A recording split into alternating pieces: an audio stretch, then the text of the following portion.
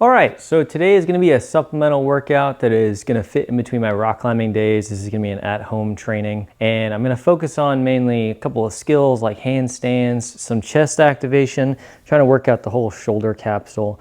I have some weird machines that I can use for that, and so I'll show you a little bit of those. The garage is a little crowded with some new additions and stuff in it, but it's still usable, so I'll be doing some GHD core as well.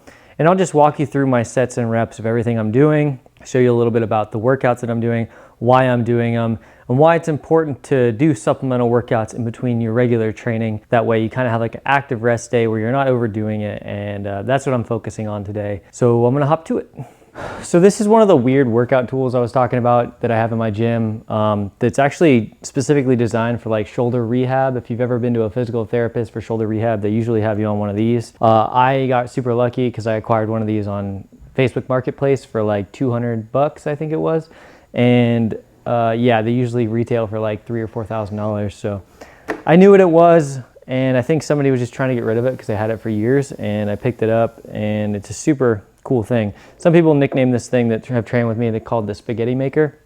Kind of looks like that, but the gist of it is just, it's called the matrix crank cycle. And all it is a rotational upper body erg that you can change the resistance, but I have it set to a nice resistance now, and basically all I'm doing is spinning this, and it works out your shoulder in a bunch of different angles, and it helps increase the heart rate. So it's a really good upper body warm up as well. But I'll do like 45 seconds of this and get a nice warm up to my shoulders and my upper body. You can change the angle of it. You can do a bunch of cool stuff with this, but I like where it is now. So yeah, it gets the heart rate jacked up, and it's a really good all-encompassing upper body warm up, and you can incorporate it into your workouts as well. I usually just use it for warm ups, but it's a pretty sweet machine. So the next thing on the list is farmer's carries. These are probably by far my favorite forearm and upper body exercise. There is legs incorporated from staying in the position while you walk. Of 100 pounds loaded on the bar, well, all encompassing, so 50 pounds on this side, 50 pounds on this side. I think these bars weigh like 30 pounds a piece, so it's about 80 pounds in each hand. Just a nice, good, well-rounded workout, or warm-up, and I'll go for a little walk, and I'll come right back.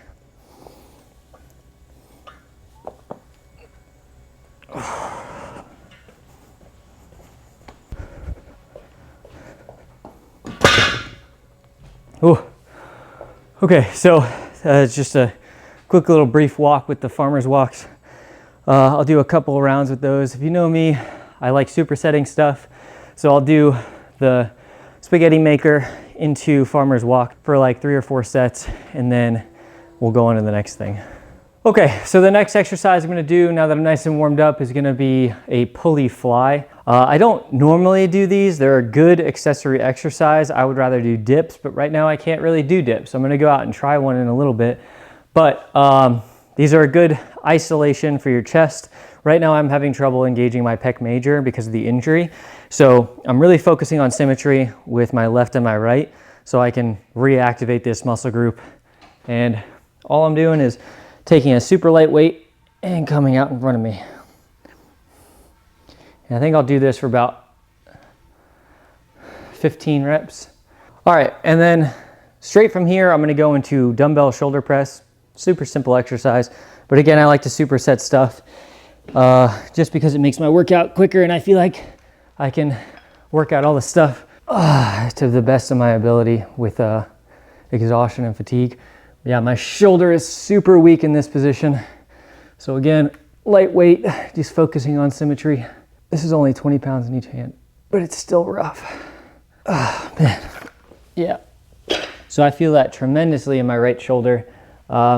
It's just super weak, and it's not necessarily because the muscle is weak itself. It's because the nerves are not engaging the muscle like they should. So right now, I'm basically just relearning how to engage all of my muscles in that right shoulder through isolated exercises like this, and then focusing on power movements, because dumbbell shoulder press, it's not really an isolation. It's more of just the upper body press motion which I'm struggling with. So that's helping engage all these front delt areas. But I will do about 15 reps of the pulley and then 12 reps of the dumbbell shoulder press for about 4 sets and rest 60 to 90 seconds in between each set. And then I'll take you into the next exercise. Okay, so I actually had to do like 5 reps on my last set there because my right shoulder was just giving out, but I got the set completed, but with only 5 reps. The next exercise I'm gonna be doing is tricep extension, but this is kind of cool. These are my favorite tricep extension devices. I know you've seen like the little half egg looking ones, but these fit perfectly to your grip, and it gets you a nice lock in with your hand, as well as this little heel point here is something you could really drive with your hand. And it just gets a really nice extension at the bottom. Keeping it super light, I'm gonna do probably 12 reps and see where I'm at. And then all I'm gonna do is hold a 30-second high plank. So I'll get down, and I'll just hold myself in the high plank position, but I'll walk you over there in a second. So 12 reps of this. The sauna's on, by the way, so I'm starting to sweat real bad because I'm in the garage, it's already hot. But 12 nice clean reps. Yeah, and those just allow you to dig real deep. And I like those a lot better than the regular rope ones. So again, no rest, just a regular high plank position, holding it for 30 seconds. Just like this. And I'm just gonna count in my head. This is just helping develop that shoulder stabilization. It's really good isometric contraction, and I already feel my right shoulder giving out. So I'll try to hold it as long as I can. And just breathe through it. So yeah, trying to create symmetry between my left and my right. Same rep scheme. I'm gonna do 3 sets of this and then move on to the next exercise, which should be core. And I think you'll really like the ab slings I'm gonna do. I decided not to do GHD today. I do wanna do a little lat activation, so I'll show you how to use the ab slings. All right, so last but not least for the training today is gonna be ab slings. Ab slings are probably my #1 go-to ab exercise, just because they work out suspended core, they work out your upper body as well, while allowing you to get a connection with your lower body and your core. And there's flies landing on my nose. But all you have to do is slip your arms into the slings. One of the things I like to do is back the sling all the way up to the end of my armpit or into my armpit. Grab onto the back side of the slings so you don't have to do this. You can create almost like a lever action here and then pull down so you're at 90 degrees or the best to your ability, because I'm struggling with that. And the first set I always do is 10 to 15 knee ups, which is just knee to elbow. That's good. So the idea with ab slings is same speed up, same speed down. So whichever speed you're going up with, lower down at that. And a lot of new beginners who try them out get a nice swing in there. You want to avoid that swing at all costs. So you want to make sure that you're contracting your core in a way that doesn't allow you to swing. I always warm up with knee ups. It's like the simplest exercise you can do.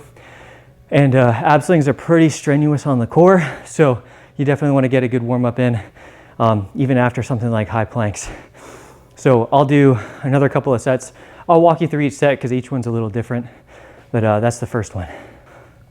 Okay, so the next set is gonna be a split between L-ups, which is just an Lsit, where you're bringing your legs straight and up, and then combined with a knee up as well. Hopefully y'all can hear me amongst this water heater back here. But we'll grab on, or put your arms through the ab slings again, anchor yourself in there, make sure you're in that nice 90-degree position so you're pulling up. And then we're gonna start off with 5 knee ups into, let's say 7 L ups, and then maybe 5 knee ups at the end. I always try to spice it up with a little bit of knee ups at the end, just to, you know, milk the cow just a little bit more.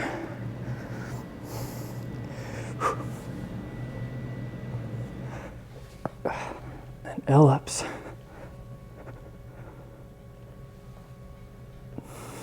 Oh. Oh. Yeah. You'll know you're doing it right if you get a nice deep burn in the core. And what tends to happen as you're doing ab slings is you'll want to fall from that 90 degrees, I highly suggest cutting the reps down.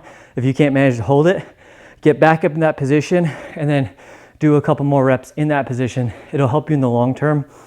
But that 90 degrees is super crucial for pull-up strength, muscle ups, explosiveness between your elbow and your obliques and your intercostal muscles that run between your ribs here. It's just all that pull strength is developed from those ab slings. So that's set 2. All right, so I'm resting about 60 to 90 seconds in between each one of these sets. For the last set, we're gonna do a little bit of a twist. So it's just a trunk twist. I call them triplets, which is where you bring up knees to one or into the center, just like a regular knee up. Then you touch your opposite knee to your opposite elbow and switch to the other side. Triplets is just a nice way of, you know, saying death. I think these were sliding a little bit. Try to make sure your ab slings are in a nice neutral position too. So I'm gonna aim for 4 triplets since they're really hard, and this connection on my arm. It's feeling pretty good, but the connection between my arm and my rib muscles is dying because I still haven't been able to activate that too much, but that's why I wanted to do ab slings instead. But we'll do a finisher of 4 triplets and then we'll get in the sauna.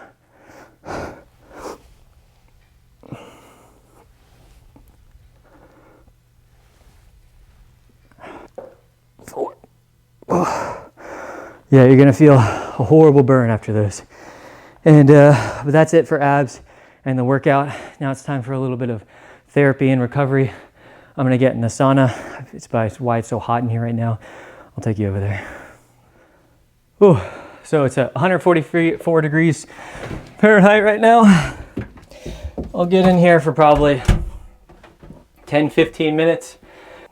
Sauna is really good for inflammation, and it helps with repairing muscles as well as it produces human growth hormone. So people think that because you're in a sauna, it kind of counteracts your muscle growth, but it kind of neutralizes it in a way because the anti-inflammatory effects are countered by the human growth hormone that's produced and the heat shock protein. So overall, sauna is beneficial for you to get into after a workout, and it just makes you feel really good.